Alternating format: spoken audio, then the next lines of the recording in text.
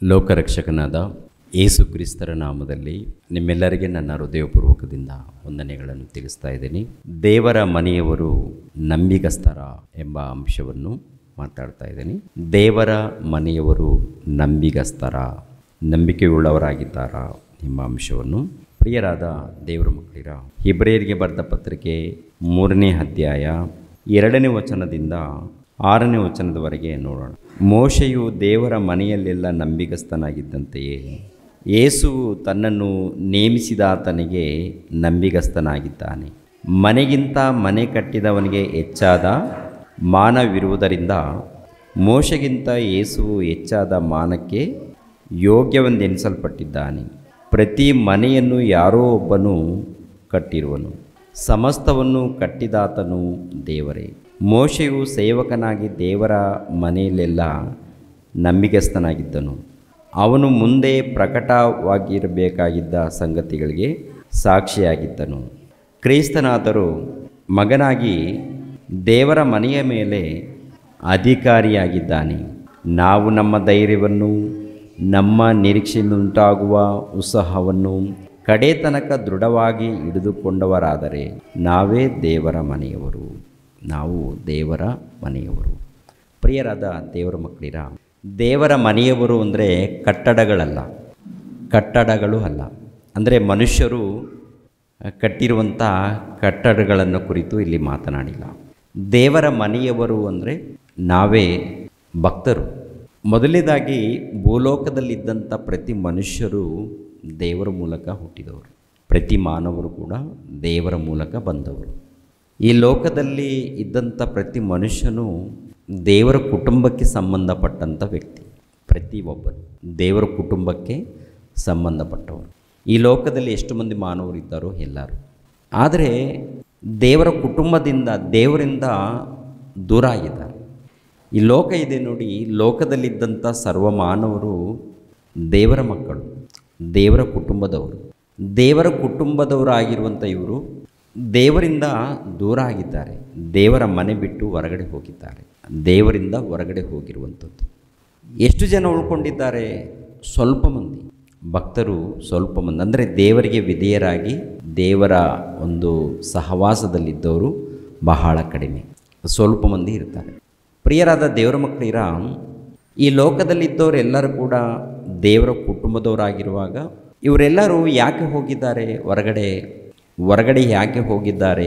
ಯಾಕೆ ಅಂತ ನೋಡುವಾಗ ಕಾರಣ ಒಂದೇ. ಈ ದೇಹಕ್ಕೆ ಒಳಪಟ್ಟಿದ್ದಾರೆ.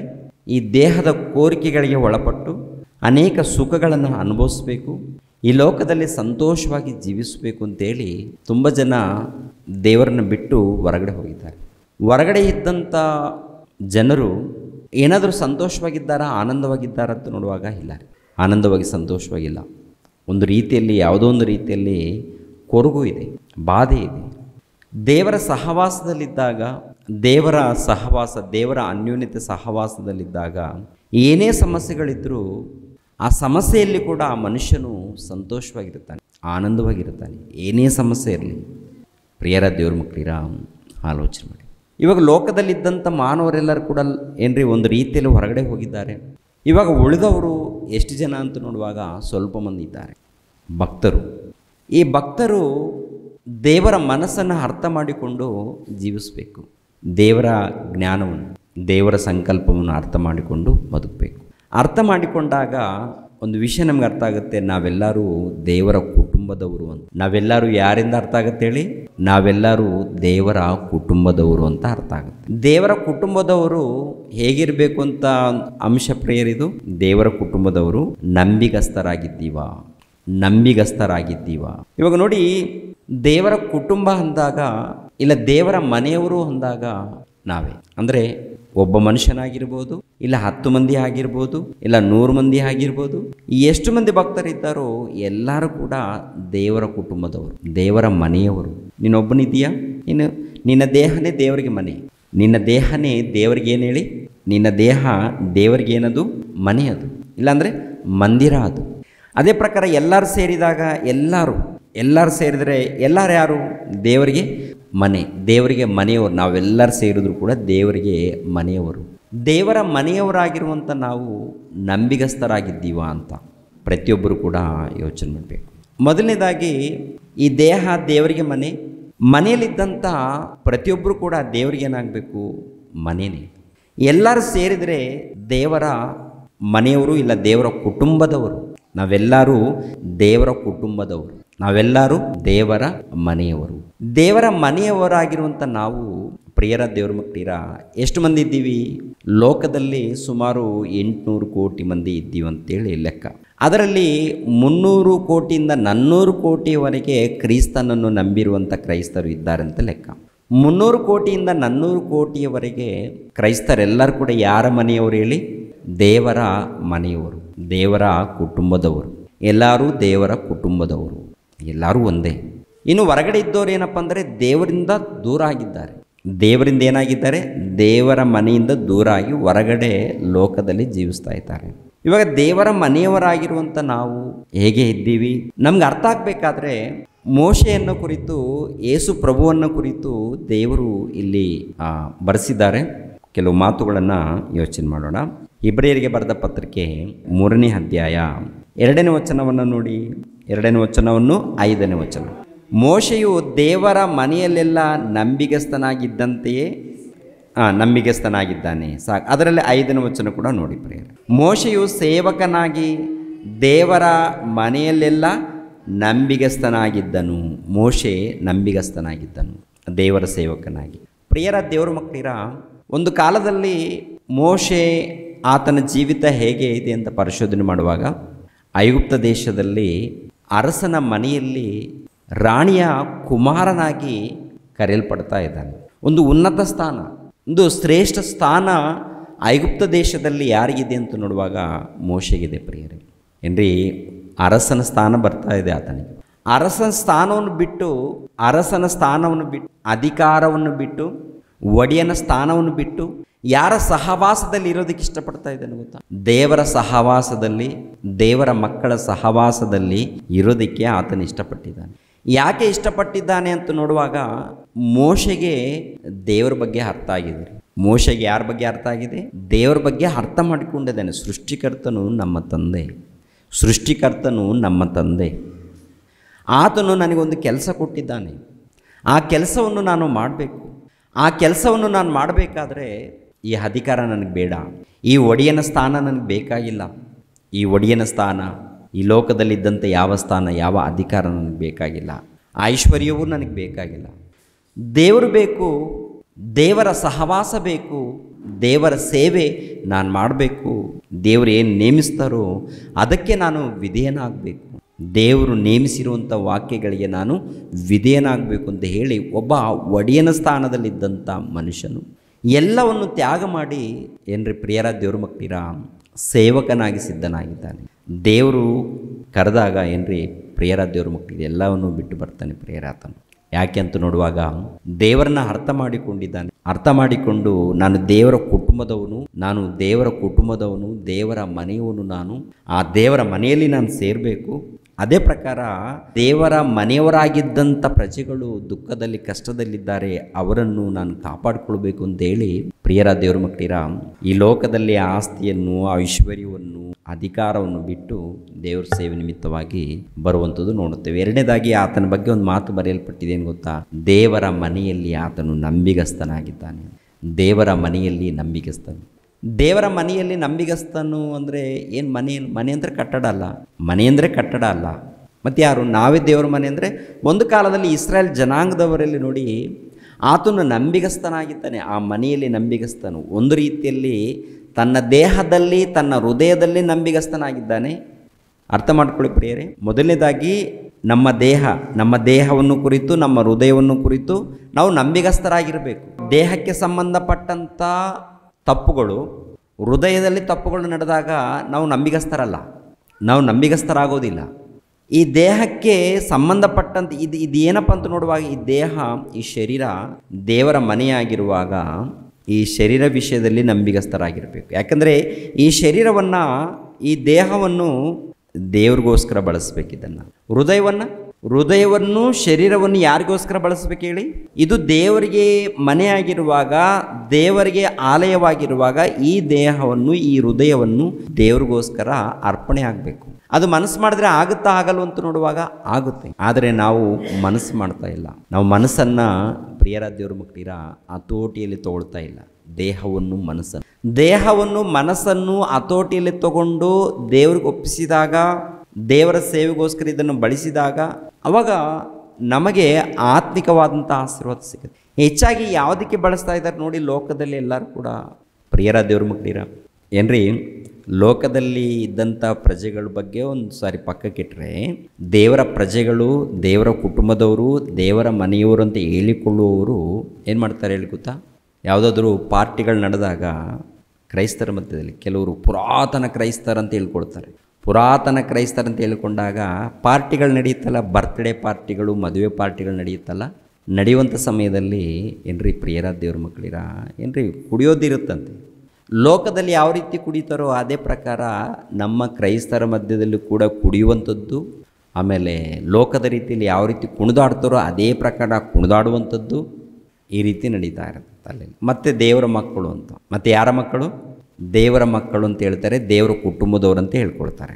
ದೇವರ ಕುಟುಂಬ ಅಂದಾಗ ಈ ದೇಹನ, ಈ ಶರೀರವನ್ನು, ದೇವರ ಮನೆಯನ್ನು ಏನು ಮಾಡಿದ್ದಾರೆ ಅಂದರೆ ಅಲ್ಲಿ ಹೊಲಸನ್ನು ತುಂಬಿಸಿದ್ದಾರ, ಒಳ್ಳೆಯದನ್ನು ತುಂಬಿಸ್ತಾ ಇದ್ದಾರೆ. ಒಳ್ಳೆಯದು ಅಂದರೆ ದೇವ್ರ ವಾಕ್ಯ ಬಿಟ್ಟರೆ ಏನಿಲ್ಲ ಈ ಲೋಕದಲ್ಲಿ.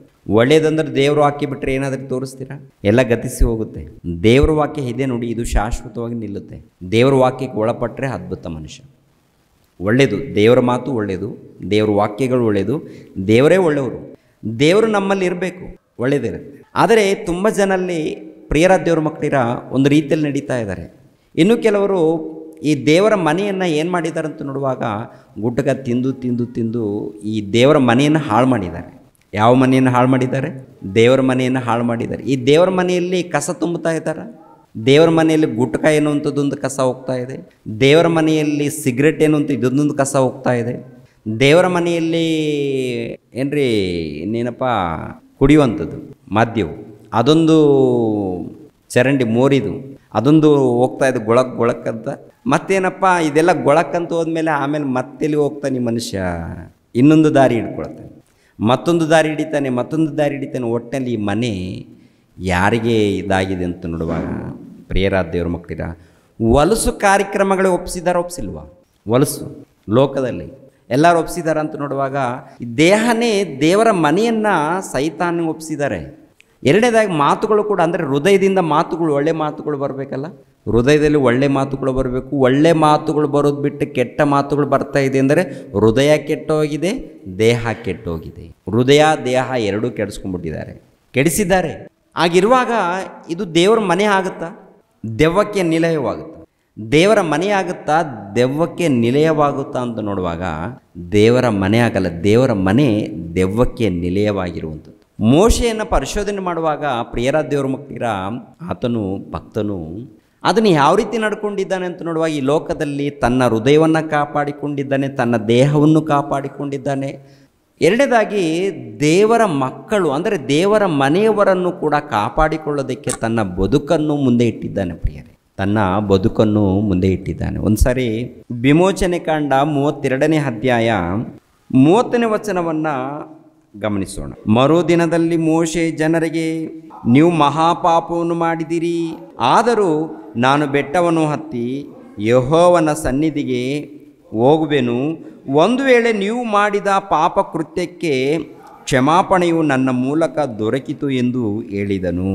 ಅಂದರೆ ಏನು ಮಾಡಿದ್ದಾರೆ ಅಂತ ನೋಡುವಾಗ ಇಸ್ರೇಲ್ ಜನಾಂಗದವ್ರು ಇದ್ದಾರಲ್ಲ, ಐಗುಪ್ತ ದೇಶದಿಂದ ಹಾಲು ಜೇನು ಹರಿಯುವಂಥ ದೇಶಕ್ಕೆ ನಿಮ್ಮನ್ನು ಕರ್ಕೊಂಡು ಹೋಗ್ತೀನಿ, ದೇವರು ನನಗೆ ದರ್ಶನ ಕೊಟ್ಟಿದ್ದಾನೆ, ಅದಕ್ಕೆ ನೀವೆಲ್ಲರೂ ಸಿದ್ಧರಾಗ್ರಿ, ಹೋಗೋಣ ಅಂತಂದಾಗ ಮೋಶೆ ಮೂಲಕ ಐಗುಪ್ತ ದೇಶದಲ್ಲಿ ಅನೇಕ ಅದ್ಭುತಗಳು, ಸೂಚಕ ಕ್ರಿಯೆಗಳು ಇವೆಲ್ಲ ನಡೆಯುತ್ತೆ. ಕರ್ಕೊಂಡು ಹೋಗೋದಕ್ಕೆ ಪ್ರಯತ್ನ ಮಾಡ್ತಾನೆ. ಅರಣ್ಯದಲ್ಲಿ ಬಂದಿದ್ದಾರೆ. ಇವಾಗ ಅರಣ್ಯದಲ್ಲಿ ಬಂದ ಮೇಲೆ ಮೋಶೆ ಸೀನಾಯಿ ಬೆಟ್ಟಕ್ಕೆ ಹೋಗ್ತಾನೆ. 40 ದಿನವಾಗುತ್ತೆ, 40 ದಿನ ಅಲ್ಲಿರ್ತಾನೆ ಸೀನಾಯಿ ಬೆಟ್ಟದಲ್ಲಿ. ದೇವರ ಶಾಸನವನ್ನು ಬರೆಸ್ಕೊಂಡು ಬರೋದಕ್ಕೆ ಹೋದಾಗ ದೇವರ ಅನೇಕ ವಿಷಯಗಳು ಮೋಶೆಗೆ ತಿಳಿಸ್ಕೊಡ್ತಾರೆ. ಅಲ್ಲಿ ಏನು ನಡೆಯುತ್ತೆ ಅಂತ ನೋಡುವಾಗ ಸ್ವಲ್ಪ ದಿನ ಇಸ್ರೇಲ್ ಜನಾಂಗದವ್ರಿಗೆ ಕಣ್ಣಿಗೆ ಕಾಣಲ್ಲ. ಇಸ್ರೇಲ್ ಜನಾಂಗದವರಿಗೆ ಮೋಶೆ ಕಣ್ಣಿಗೆ ಕಾಣದೇ ಇರುವುದರಿಂದ ಆ ಮೋಶೆ ಏನಾದರೂ ನಮ್ಗೆ ಗೊತ್ತಿಲ್ಲ, ಆರೋನನೇ ನೀನು ಬಾ ಅಂತೇಳಿ ಆರೋನನನ್ನು ಕರೆಸಿಕೊಂಡು ಒಂದು ವಿಗ್ರಹವನ್ನು ತಯಾರು ಮಾಡಿಕೊಳ್ತಾರೆ. ವಿಗ್ರಹವನ್ನು ತಯಾರು ಮಾಡಿಕೊಂಡಿರುತ್ತೆ. ಅದನ್ನು ನೋಡಿ ಅಯ್ಯೋ ದೇವರೇ, ದೊಡ್ಡ ಪಾಪ ಮಾಡಿದ್ದಾರೆ ದೇವರೇ, ಇವರನ್ನು ಕ್ಷಮಿಸಿಬಿಡಿ ದೇವರೇ ಅಂತೇಳಿ ದೇವ್ರ ಹತ್ರ ಬೇಡ್ಕೊಳ್ತಾ ಇದ್ದು. ನೋಡಿ ಒಂದು ಸಾರಿ 31ನೇ ವಚನ. ಆಗ ಮೋಶೆ ಯೆಹೋವನ ಬಳಿಗೆ ತಿರುಗಿ ಹೋಗಿ, ಅಯ್ಯೋ ಅಯ್ಯೋ, ಈ ಜನರು ಮಹಾಪಾಪವನ್ನು ಮಾಡಿದ್ದಾರೆ, ಚಿನ್ನದ ದೇವರನ್ನು ಮಾಡಿಕೊಂಡಿದ್ದಾರೆ. ಆದರೂ ನೀನು ಕರುಣವಿಟ್ಟು ಅವರ ಪಾಪವನ್ನು ಕ್ಷಮಿಸಬೇಕು, ಇಲ್ಲವಾದರೆ ನೀನು ಬರೆದಿರುವ ಜೀವಿತರ ಪಟ್ಟಿಯಿಂದ ನನ್ನ ಹೆಸರನ್ನು ಅಳಿಸಿ ಬಿಡಬೇಕೆಂದು ಕೇಳಿಕೊಳ್ಳುತ್ತೇನೆ ಎಂದು ಪ್ರಾರ್ಥಿಸಿದನು. ಅಲ್ಲಿ ದೇವರು ಆಲ್ರೆಡಿ ಕೋಪದಲ್ಲಿದ್ದಾನೆ. ಯಾಕೆ ಅಂದರೆ ಇಸ್ರಾಯೇಲ್ರು ಮಾಡುವಂಥ ಪ್ರತಿ ಕಾರ್ಯಕ್ರಮವನ್ನು ದೇವರು ನೋಡ್ತಾ ಇದ್ದಾನೆ. ಇಸ್ರಾಯೇಲ್ರು ಮಾಡುವಂಥ ಪ್ರತಿ ಕಾರ್ಯಕ್ರಮವನ್ನು ದೇವರು ನೋಡ್ತಾ ಇದ್ದಾನೆ. ಅವ್ರು ಯಾವ ರೀತಿ ಇದ್ದಾರೆ, ಅವ್ರು ಯಾವ ರೀತಿ ಹಾಳು ಮಾಡಿಕೊಂಡಿದ್ದಾರೆ, ತಮ್ಮ ದೇಹವನ್ನು ಅಂದರೆ ದೇವರ ಮನೆಯಾಗಿರುವಂಥ ಈ ದೇಹವನ್ನು ಯಾವ ರೀತಿ ಹಾಳು ಮಾಡಿಕೊಂಡಿದ್ದಾರೆ, ಆನಂತರ ಹೃದಯವನ್ನು ಯಾವ ರೀತಿ ಹಾಳು ಮಾಡಿಕೊಂಡಿದ್ದಾರೆ, ಅವರ ಸಮಾಜದಲ್ಲಿ ಯಾವ ರೀತಿ ಕೆಟ್ಟ ಕೆಟ್ಟ ಕಾರ್ಯಕ್ರಮಗಳನ್ನು ಅವ್ರು ನಡೆಸ್ತಾ ಇದ್ದಾರೆ, ಯಾವ ರೀತಿ ವಿಗ್ರಹಾರಾಧನೆ ಮಾಡ್ತಾ ಎಲ್ಲವನ್ನು ಕೂಡ ದೇವ್ರು ನೋಡ್ತಾ ಇದ್ದಾರೆ. ಮೋಶೆ ನೋಡಿದ ಮೇಲೆ ಏನ್ರಿ ದೇವ್ರು ನೋಡಿರುವಂಥದ್ದು ಒಂದು ವಿಷಯ. ಇವಾಗ ಮೋಶೆ ಮುಖಾಮುಖಿಯಾಗಿ ನೋಡಿದಾಗ ದೇವರ ಬಳಿಯಲ್ಲಿ ಹೋಗಿ ವಿಜ್ಞಾಪನೆ ಮಾಡ್ತಾ ಇದ್ದಾನೆ. ಅಯ್ಯೋ ದೇವರೇ, ಇವರು ಪಾಪ ಮಾಡಿದ್ದಾರೆ, ಘೋರವಾದ ಪಾಪ ಮಾಡಿದ್ದಾರೆ, ಮಹಾಪಾಪ ಮಾಡಿದ್ದಾರೆ. ನಿಮ್ಮ ವಿಷಯದಲ್ಲಿ ದೇವರೇ ಇವರ ವಿಷಯದಲ್ಲಿ ನೀವು ಕ್ಷಮಿಸಬೇಕು, ಇಲ್ಲದೆ ಹೋದರೆ ನಿಮ್ಮ ಜೀವಿತರ ಪಟ್ಟಿಯಲ್ಲಿ ಅಂದರೆ ನಿಮ್ಮ ಗ್ರಂಥದ ಸುರುಳಿಯಲ್ಲಿ ಇಲ್ಲ ನಿಮ್ಮ ಪಟ್ಟಿಯಲ್ಲಿ ನಿಮ್ಮ ಗ್ರಂಥದಲ್ಲಿ ನನ್ನನ್ನು ಕುರಿತು ಬರೆದಿದೆಯಲ್ಲ ಆ ಹೆಸರು ಅಳಿಸಿಬಿಡಿ ಅಂತ ಪ್ರಾರ್ಥನೆ ಮಾಡ್ತಾ ಇದ್ದಾನೆ ಮೋಶೆ. ಹೆಸರನ್ನು ಅಳಿಸಿಬಿಟ್ರೆ ಎಲ್ಲಿಗೆ ಹೋಗ್ತಾನೆ ಈ ಮನುಷ್ಯ? ಏನ್ರಿ ಜೀವಗ್ರಂಥದ ಪಟ್ಟಿಯಲ್ಲಿ ಹೆಸರನ್ನು ಅಳಿಸಿಬಿಟ್ರೆ ಎಲ್ಲಿಗೆ ಹೋಗ್ತಾನೆ? ನರಕಕ್ಕೆ ಹೋಗ್ತಾನೆ. ಗೊತ್ತಾ ಪ್ರಿಯರೇ? ಅಂದರೆ ಹೆಸರಿಲ್ಲದ ಜೀವಬಾಧ್ಯರ ಪಟ್ಟಿಯಲ್ಲಿ ಹೆಸರಿಲ್ಲದೆ ಹೋದರೆ, ಹೆಸರು ತೆಗೆದುಹಾಕಿದರೆ ಯಾತನೆ ಪಡುವಂಥ ಸ್ಥಳಕ್ಕೆ ಹೋಗಬೇಕಾದಂಥ ಪರಿಸ್ಥಿತಿ ಬರುತ್ತೆ ಪ್ರಿಯನ ದೇವರು. ಅದಕ್ಕೂ ಸಿದ್ಧನಾಗಿದ್ದಾನಂತ ನೋಡುವಾಗ ಈ ಜನರು ದೇವರ ಮಕ್ಕಳು, ದೇವರ ಪ್ರಜೆಗಳು, ಇವರನ್ನು ಹೇಗಾದರೂ ಮಾಡಿ ಕಾಪಾಡ್ಕೊಳ್ಬೇಕು. ಯಾಕೆಂದರೆ ನನ್ನನ್ನಂದರೆ ದೇವರು ಇಷ್ಟಪಟ್ಟಿದ್ದಾನೆ, ನನ್ನ ವಿಷಯದಲ್ಲಿ ನಂಬಿಕೆ ಇದೆ ದೇವರಿಗೆ, ಖಂಡಿತವಾಗಿ ಆ ದೇವ್ರ ಹತ್ರ ನಾನು ಮೊರೆ ಇಡ್ತೀನಿ, ಬೇಡ್ತೀನಿ ಅಂತೇಳಿ ದೇವ್ರ ಹತ್ರ ಬೇಡ್ಕೊಳ್ತಾ ಇದ್ದಾನೆ. ದೇವರು ಇವರ ಪಾಪಗಳನ್ನು ಕ್ಷಮಿಸಿ ಬಿಡಿ ದೇವರೇ, ಇವರು ಘೋರವಾದಂಥ ಪಾಪ ಮಾಡಿದ್ದಾರೆ, ಕ್ಷಮಿಸಿ ದೇವರಂತೇಳಿ ಮೋಶೆ ದೇವರನ್ನು ಬೇಡಿಕೊಳ್ಳುವಂಥ ವಿಧಾನವನ್ನು ಒಂದು ಸಾರಿ ನಾವು ಕಲಿಬೇಕಾಗುತ್ತೆ. ನಾವು ಕಲಿತೀವ? ಎಂಥವ್ರ ಬಗ್ಗೆ ಪ್ರಾರ್ಥನೆ ಮಾಡಿದ್ದಾರೆ ಹೇಳಿ? ಅವ್ರು ಯಾರವರು? ಪದೇ ಪದೇ ಮೋಶೆಯನ್ನು ಕುರಿತು, ಆರೋನನನ್ನು ಕುರಿತು ಗುಣಗುಟ್ಟಿದವರ ಒಂದು ಸಾರಿ ಗುಣಗುಟ್ರೆ ಯಾರ ಮೇಲೆ ಆದರೂ ಗುಣಗುಟ್ಟಿದ್ದು ಗೊತ್ತಾ ನಿಮಗೆ? ಗುಣಗುಟ್ಟಿದ್ದೀರಾ ಗೊತ್ತಿಲ್ವಾ? ಹೇಗೆ ಗುಣಗುಟ್ಟಿದ್ದೀವಿ ನಾವು ಹೇಗೆ ಗುಣಗುಟ್ಟಿದ್ದೀವಿ ಪ್ರೇರೆ? ಗುಣಗುಟ್ಟುವಿಕೆ ಅಂದರೆ ಹೇಗಿರುತ್ತೆ? ಅವನು ದರಿದ್ರಪ್ಪ, ಅವನು ಅಂತೂನು ಇಂತೂನು ಒಂದು ರೀತಿಯಲ್ಲಿ ನಾವು ಮಾತಾಡ್ತಾ ಇರ್ತೀವಲ್ಲ. ಮೋಶೆಯ ವಿಷಯದಲ್ಲಿ ಗುಣಗುಟ್ಟುವುದಂದ್ರೆ ಒಂದು ಸಾರಿ ಇಲ್ಲ, 2 ಸಾರಿ ಅಲ್ಲ. ನೀರಿಲ್ಲ ಅಂದ್ರೆ ಗುಣಗುಟ್ಟುವಂಥದ್ದು, ಊಟ ಇಲ್ಲ ಅಂದ್ರೆ ಗುಣಗುಟ್ಟುವಿಕೆ ಅನ್ನೋಂಥದ್ದು. ಆ ಪ್ರಯಾಣದಲ್ಲಿ ಎಷ್ಟು ಸಾರಿ ರೇಗಿಸಿದ್ದಾರೆ ಪ್ರಿಯರ ದೇವ್ರ ಮಕ್ಕಳು. ನಮ್ಮಂಥರಾದರೆ ಈ ಜನ ಯಾಕಪ್ಪ ಕೊಟ್ಟಿದ್ದೀಯ, ಸತ್ರ ಸಾಯಲ್ ಬಿಡೋಂತೇಳಿ ನಾವು ಸೈಡ್ ಆಗ್ತಾ ಇದ್ದೀವಿ. ದೇವರು ಸಾಯಿಸೋದಕ್ಕೆ ಸಿದ್ಧನಾಗ್ತಾನೆ, ಅವರನ್ನು ದೇವರು ಸಾಯಿಸೋದಕ್ಕೆ ಸಿದ್ಧನಾಗ್ತಾನೆ. ಸಿದ್ಧನಾದಾಗ ಮೋಶೆ ಬಂದು ಅಡ್ಡ ನಿಂತ್ಕೊಳ್ತಾನೆ. ಮೋಶೆ ಬಂದು ದೇವರು ಇಸ್ರಾಯೇಲ್ ಜನಾಂಗದವರನ್ನು ಯಾರ್ಯಾರು ರೇಗಿಸಿದ್ದಾರೋ, ಯಾರ್ಯಾರು ವಿರುದ್ಧವಾಗಿ ಪಾಪ ಮಾಡಿದ್ದಾರೋ ಅವರೆಲ್ಲರನ್ನು ಕೊಂದ ಹಾಕೋದಕ್ಕೆ ದೇವರು ಸಿದ್ಧನಾದಾಗ ಮೋಶೆ ಬಂದ ಅಡ್ಡ ನಿಂತ್ಕೊಳ್ತಾನೆ. ತಂದೆ ಕ್ಷಮಿಸಬೇಕು ದೇವರೇ, ಅವರನ್ನು ಕಾಪಾಡಿ ಕ್ಷಮಿಸಿ ದೇವರೇ ಅಂತ. ಸರಿ ನೋಡಿ ಪ್ರಿಯರ ದೇವ್ರ ಮಕ್ಕಳು, ಇವಾಗ ನಮ್ಗೆ ಯಾರಾದರೂ ಒಂದು ಮಾತಂದಾಗ ಇಲ್ಲ ಮಾತಿನಿಂದ ತಿವಿದಾಗ, ಇಲ್ಲಾಂದರೆ ನಾವು ಮನಸ್ಸಿನಲ್ಲಿ ಏನಿಟ್ಕೊಳ್ತೀವಿ ಹೇಳಿ? ದ್ವೇಷ ತುಂಬಿಕೊಳ್ಳುತ್ತಾ ಪ್ರೀತಿ ಇರ್ತಾರೆ. ಅವನು ಒಂದು ವೇಳೆ ನಮ್ಮನ್ನು ದ್ವೇಷಿಸಿದವರು ಹಾಳಾದಾಗ ಸಂತೋಷ ಪಡ್ತೀವ, ದುಃಖ ಪಡ್ತೀವ? ಸಂತೋಷ ಪಡ್ತೀವಿ. ಪೀಡ ಅಂತವನು ಹೋದವನು, ಯಾಕೆಂದರೆ ನನ್ನನ್ನು ಅಂತಾನ ಅವನು, ನನ್ನ ಮಾತಿಗೆ ವಿರುದ್ಧವಾಗಿ ಬದುಕ್ತಾನ ಅವನು. ಸತ್ಯದೇ ಒಳ್ಳೆದೈತೆ, ಯಾಕೆಂದರೆ ದೇವರು ಒಳ್ಳೆ ಪನಿಷ್ಮೆಂಟ್ ಕೊಟ್ಟ ಅಂತೇಳಿ ಖುಷಿ ಪಡ್ತೀವಿ. ಆದರೆ ಮೋಶೆ ಹಾಗೆ ಖುಷಿ ಪಡೋದಕ್ಕೆ ಸಿದ್ಧನಾಗಿಲ್ಲ ಆತನು. ದೇವರೇ, ಅವರು ನನ್ನ ತಮ್ಮಂದಿರು, ಅವರು ನನ್ನ ಅಣ್ಣಂದಿರು, ನನ್ನ ತಮ್ಮಂದಿರು, ನನ್ನ ತಂಗಿಯರು, ನನ್ನ ಅಕ್ಕಂದಿರು. ಒಂದು ವೇಳೆ ನನಗೆ ಶೋಧನೆ ಕೊಟ್ಟರು ಪರವಾಗಿಲ್ಲ, ನಿಮಗೂ ದುಃಖ ಕೊಟ್ಟಿದ್ದಾರೆ ದೇವರು, ದೊಡ್ಡ ಪಾಪ ಮಾಡಿದ್ದಾರೆ ದೇವರು, ಅವ್ರನ್ನ ಕ್ಷಮಿಸಬೇಕು ದೇವರು ಅಂತೇಳಿ ಪ್ರಾರ್ಥನೆ ಮಾಡುವಂಥ ಮನಸ್ಸಿದೆ ನೋಡಿ. ಅಂಥ ಮನಸ್ಸು ನಾವೇನಾದರೂ ಕಲ್ತಿದ್ದೀವ ಅಂತ ನೋಡುವಾಗ ಪ್ರಾರ್ಥನೆ ಮಾಡ್ತೀವಿ. ಮೊಣಕೋಲು ಪ್ರಾರ್ಥನೆ ಇರುತ್ತೆ, ರಾತ್ರಿ ಪ್ರಾರ್ಥನೆ ಇರುತ್ತೆ, ಉಪವಾಸ ಪ್ರಾರ್ಥನೆ ಇರುತ್ತೆ. ಈ ಪ್ರಾರ್ಥನೆಯಲ್ಲಿ ಲೀಸ್ಟ್ ಹೇಳಿಪ್ಪ ಒಂದು ಸಾರಿ ಅಮ್ಮ, ನಮ್ಮ ಲೀಸ್ಟ್ ಅಮ್ಮ. ಎಲ್ಲ ನಮ್ಮ ಸಮಸ್ಯೆಗಳು ಹೇಳ್ತಾ ಇರ್ತೀವಲ್ಲ, ನಮ್ಮ ಸಮಸ್ಯೆನೇ, ನಮ್ಮ ಕುಟುಂಬ ಸಮಸ್ಯೆ, ನನ್ನ ಸಮಸ್ಯೆ, ನನ್ನ ಹೊಟ್ಟೆ ಸಮಸ್ಯೆ, ಅದೇ ಸಮಸ್ಯೆಗಳನ್ನು ಹೇಳ್ಕೊಳ್ತೀವಿ ವಿನಃ ದೇವರ ಮನೆಯನ್ನು ಕುರಿತು, ದೇವರ ಮನೆಯವರನ್ನು ಕುರಿತು ಯೋಚನೆ ಮಾಡೋರು ಯಾರಿದ್ದಾರೆ? ನೋಡಿ, ಎಲ್ಲ ಪ್ರಾರ್ಥನೆಗಳನ್ನು ನೋಡಿ ಪ್ರೇಯರ್ ಒಂದು ವೇಳೆ ಮಾಡಿದ್ರೂ ಕೂಡ, ಒಂದು ವೇಳೆ ಪ್ರಾರ್ಥನೆ ಅವ್ರನ್ನ ಕಾಪಾಡಿ ಇವ್ರನ್ನ ಕಾಪಾಡಿ ಅಂತಂದರೆ ಸುಮ್ಮನೆ ಅದು ಅಭ್ಯಾಸ ಮಾಡ್ಕೊಂಡಿದ್ದೀವಿ ವಿನಃ ಹೃದಯದಿಂದ ಬರುವಂಥದ್ದಲ್ಲ.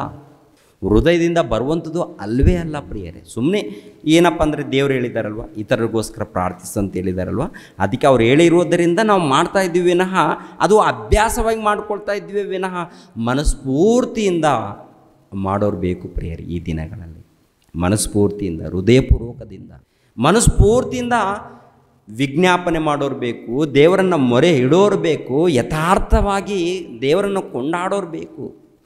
ಒಂದು ಸಾರಿ ನೋಡಿ ಪ್ರಿಯರೇ, ಎಂಥ ಮಾತು.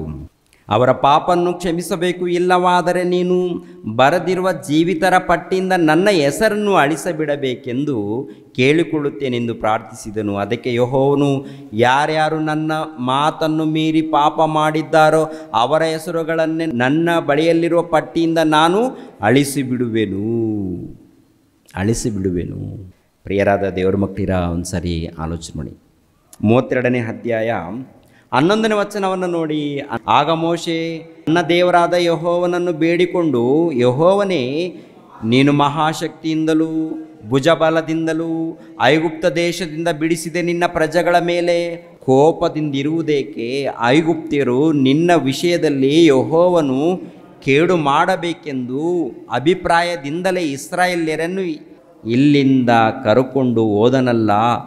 ಅವರನ್ನು ಬೆಟ್ಟಗಳಲ್ಲಿ ಸಾಯಿಸಿ ಭೂಮಿಯಲ್ಲಿ ಉಳಿಯದಂತೆ ನಿರ್ಮೂಲ ಮಾಡುವುದಕ್ಕೇನೆ ಅವರನ್ನು ಕರೆಕೊಂಡು ಹೋದನೆಂದು ಹೇಳುವುದಕ್ಕೆ ಆಸ್ಪದವಾಗಬೇಕೆ?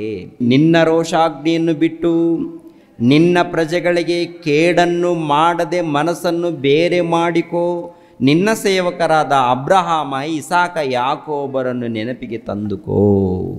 ಮತ್ತೆ ಪ್ರಿಯರ ದೇವ್ರ ಮಕ್ಕಳಿಗೆ ಆಲೋಚನೆ ಮಾಡುವಾಗ ಅಬ್ರಹಾಮನನ್ನು ಒಂದು ಸಾರಿ, ಇಸಾಕನನ್ನು ಒಂದು ಸಾರಿ, ಯಾಕೋಬನನ್ನು ತಂದೆ ದೇವ ಅವರನ್ನು ನೆನಪು ಮಾಡ್ಕೋ ದೇವ.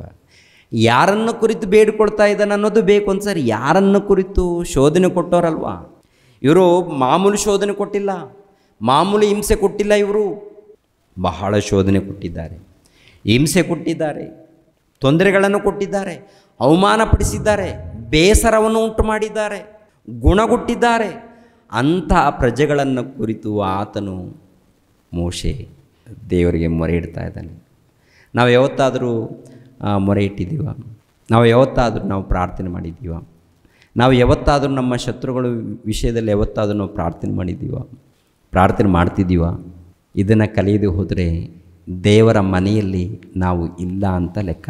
ಎಲ್ಲಿಲ್ಲಂತ? ದೇವರ ಮನೆಯಲ್ಲಿ ನಾವು ಇಲ್ಲ ಅಂತ ಲೆಕ್ಕ. ನಿಜವಾಗ್ಲೂ ಪ್ರಿಯರೇ, ನಾವು ದೇವರ ಮನೆಯಲ್ಲಿ, ದೇವರ ಸಹವಾಸದಲ್ಲಿ ನಾವಿದ್ದರೆ ಪ್ರಭು ಹೇಳಿರುವಂಥ ಮಾತುಗಳನ್ನು ನಾವು ಅನುಸರಿಸಲೇಬೇಕು. ದೇವರು ಹೇಳಿದಾರಲ್ಲ, ಪ್ರಭು ಹೇಳಿದಾರಲ್ಲ, ಆ ಮಾತುಗಳನ್ನು ಖಂಡಿತವಾಗಿ ನಾವು ನೆನೆಸ್ಕೊಳ್ಬೇಕಾ, ಧ್ಯಾನಿಸ್ಬೇಕಾ, ಪಾಲಿಸ್ಬೇಕಾ? ಖಂಡಿತವಾಗಿ ಧ್ಯಾನಿಸ್ಬೇಕು, ಪಾಲಿಸ್ಬೇಕು, ನಂತರ ಬೋಧಿಸ್ಬೇಕು. ಇವಾಗ ಏನಪ್ಪ ಅಂದರೆ ಕೇವಲ ಏನು ನಡೀತಾ ಇದೆ ಅಂದರೆ, ಸ್ಟಡಿ ಇದೆ, ಬೋಧನೆ ಇದೆ. ಏನಿದೆ ಹೇಳಿ? ಸ್ಟಡಿ ಮಾಡ್ತಾ ಇದ್ದಾರೆ, ಬೋಧನೆ ಮಾಡ್ತಾ ಇದ್ದಾರೆ. ಜೀವಿತದಲ್ಲಿ ಇಲ್ಲ. ನಿನ್ನ ಜೀವಿತ ಬದಲಾಗದು ಹೋದರೆ, ನಿನ್ನ ಬದುಕು ಬದಲಾಗದು ಹೋದರೆ, ನೀನು ದೇವರ ಮನೆಯಲ್ಲಿ ಸೇರಿದೀಯಾ? ದೇವರ ಮನೆಯಲ್ಲಿ ನೀವು ಇದ್ದೀರಾ? ದೇವರ ಮನೆಯಲ್ಲಿ ನಾವು ಇದ್ದೀವ? ದೇವರ ಮನೆಯಲ್ಲಿ ಇದ್ದು ನಂಬಿಗಸ್ತರಾಗಿದ್ದೀವ? ದೇವರ ಮನೆ ಅಂದರೆ ನಾವೇ. ನಮ್ಮ ಜೊತೆಯಲ್ಲಿದ್ದಂಥ ಒಬ್ಬ ಸಹೋದರು ಕೂಡ ದೇವರ ಮನೆಯಲ್ಲಿ ಸೇರಿದವನು, ಒಬ್ಬ ಸಹೋದರಿ, ಒಬ್ಬ ಸಹೋದರ ದೇವರ ಮನೆಯಲ್ಲಿ ಸೇರಿದವರು. ದೇವರ ಮನೆಯಲ್ಲಿ ಸೇರಿದವರಾಗಿರುವಂಥ ನಾವೆಲ್ಲರೂ ಏನ್ರಿ ಆತನಿಗೆ ವಿಧೇಯರಾಗಬೇಕು, ನಂಬಿಗಸ್ತರಾಗಿದ್ದರೆ ಏನ್ರಿ, ಒಂದು ಮನೆ ಇದೆ ಅಂತ ತಿಳ್ಕೊಳ್ಳೋದು. ಒಬ್ಬ ಓನರು ಒಂದು ಜವಾಬ್ದಾರಿ ಕೊಟ್ಟಿರ್ತಾನೆ, ದೊಡ್ಡ ಓನರ್ ಇರ್ತಾರೆ, ಒಬ್ಬ ಯಜಮಾನ ಜವಾಬ್ದಾರಿ ಕೊಟ್ಟಿರ್ತಾನೆ, ದೂರ ಪ್ರಾಂತಕ್ಕೆ ಹೋಗಿದ್ದಾನೆ ಅಂತ ತಿಳ್ಕೊಳ್ಳಿ.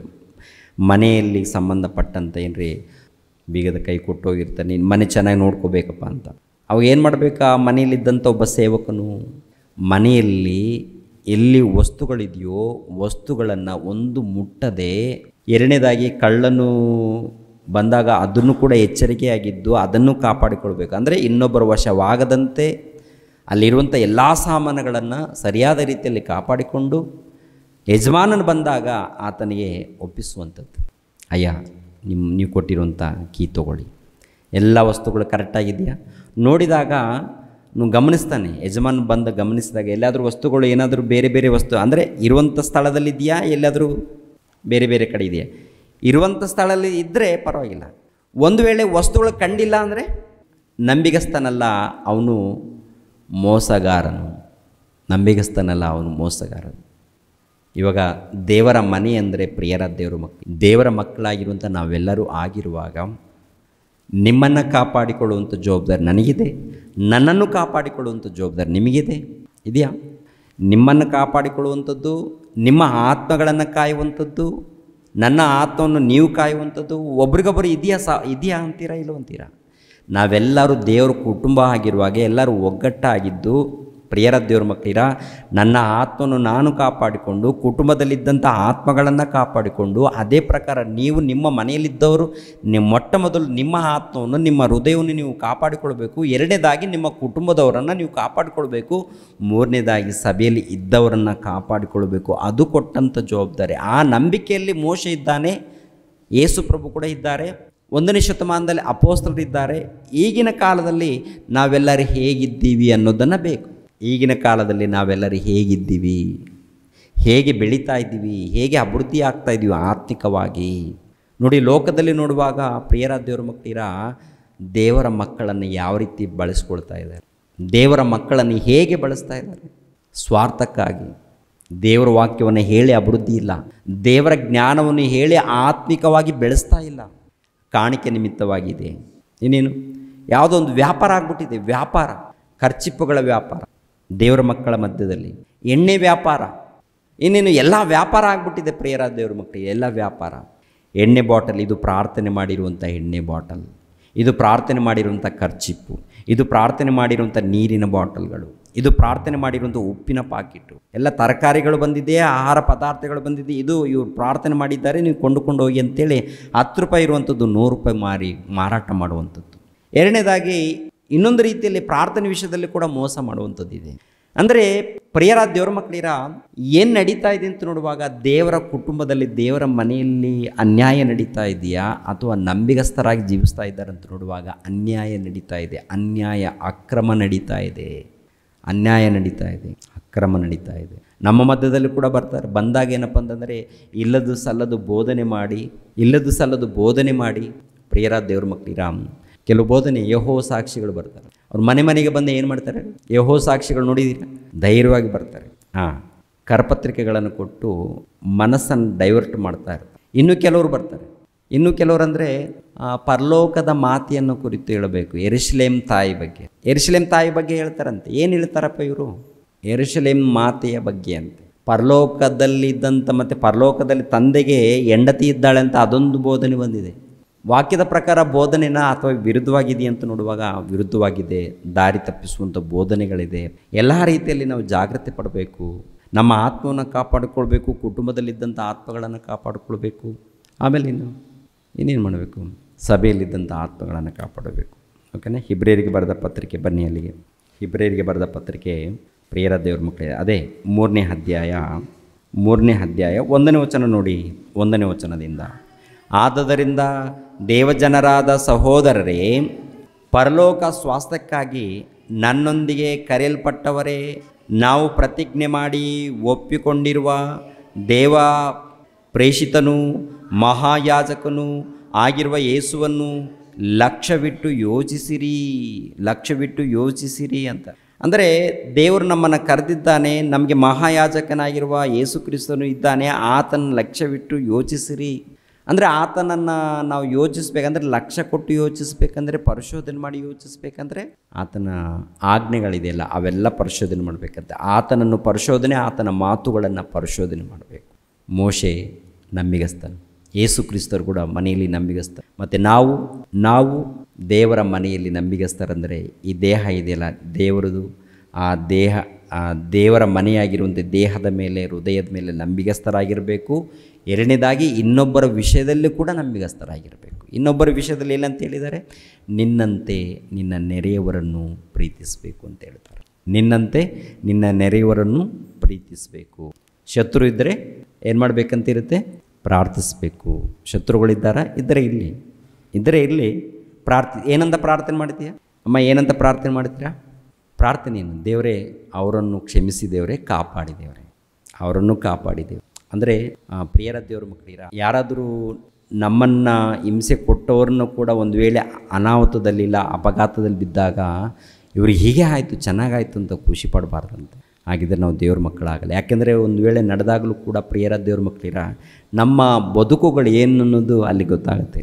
ನಾವು ಹೇಗೆ ಇದ್ದೀವಿ ಅನ್ನೋದು ಗೊತ್ತಾಗುತ್ತೆ. ಅದಕ್ಕೆ ನನ್ನ ತಮ್ಮನನ್ನು, ನನ್ನ ಅಣ್ಣನನ್ನು, ಅವನು ತಿಳಿಯದೆ ತಪ್ಪು ಮಾಡ್ತಾ ಇರ್ತಾನೆ, ಆದರೂ ಅವರನ್ನು ಕ್ಷಮಿಸಬೇಕು, ಅವ್ರನ್ನ ನಾವು ಪ್ರೀತಿಸಬೇಕು.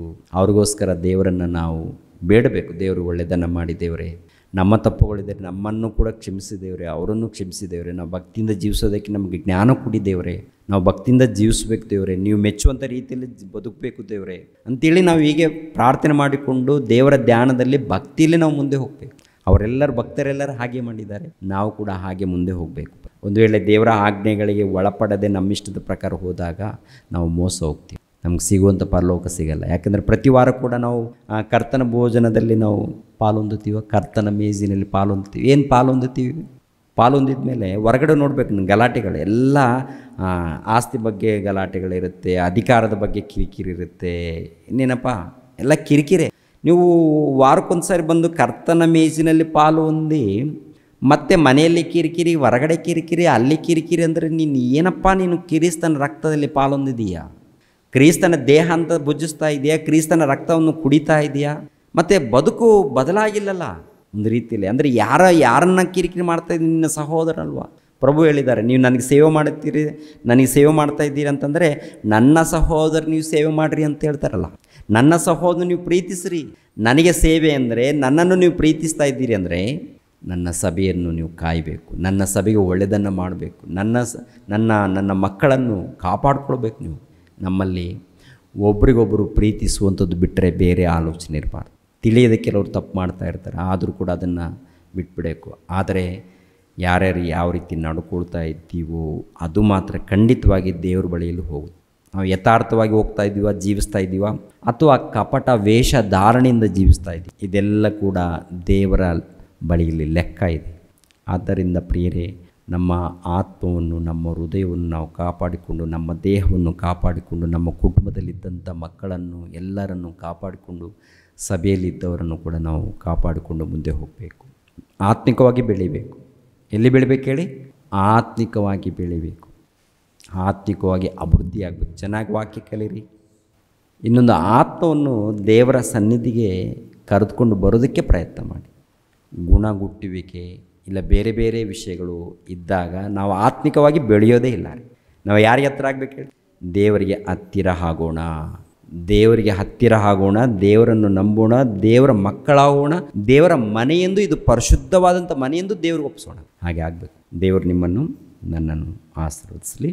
ರಕ್ಷಕನಾದ ಯೇಸು ಕ್ರಿಸ್ತರ ನಾಮದಲ್ಲಿ ಆತ್ಮೀಯರೆಲ್ಲರಿಗೂ ಹೃತ್ಪೂರ್ವಕ ವಂದನೆಗಳನ್ನು ತಿಳಿಸ್ತಾ ಇದ್ದೇನೆ. ದೇವರ ಸೇವೆ ನಿಮಿತ್ತವಾಗಿ ಪ್ರಾರ್ಥಿಸಿರಿ ಹಾಗೂ ದೇವರ ಸೇವೆಯಲ್ಲಿ ಭಾಗಿಗಳು ಆಗಿ. ಪ್ರತಿಯೊಬ್ಬನು ತನ್ನ ಹೃದಯದಲ್ಲಿ ನಿರ್ಣಯಿಸಿಕೊಂಡ ಪ್ರಕಾರ ಕೊಡಲಿ. ದುಃಖದಿಂದಾಗಲಿ ಬಲಾತ್ಕಾರದಿಂದಾಗಲಿ ಯಾರೂ ಕೊಡಬಾರದು. ಯಾಕೆಂದರೆ ಸಂತೋಷವಾಗಿ ಕೊಡುವವನ ಮೇಲೆ ದೇವರಿಗೆ ಪ್ರೀತಿಯುಂಟು. 2 ಕೊರಿಂಥದವರಿಗೆ ಬರೆದ ಪತ್ರಿಕೆ 9ನೇ ಅಧ್ಯಾಯ 7ನೇ ವಚನ.